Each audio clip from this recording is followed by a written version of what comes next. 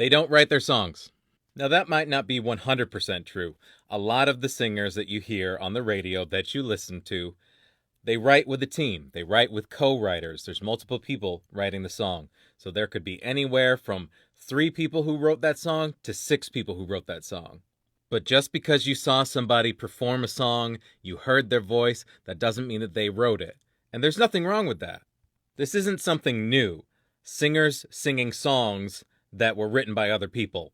Elton John, Elvis Presley. It's been around for a very, very long time. There's a lot of other parts of being an artist other than just the songwriting alone.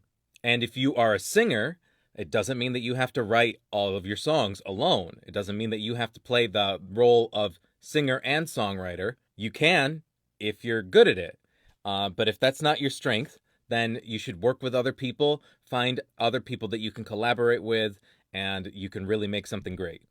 And if you don't write your songs, that doesn't mean you're less of an artist. And if you do write your songs, that doesn't make you more of an artist. There are a lot of people who are amazing performers and amazing singers who songwriting's not their strong point.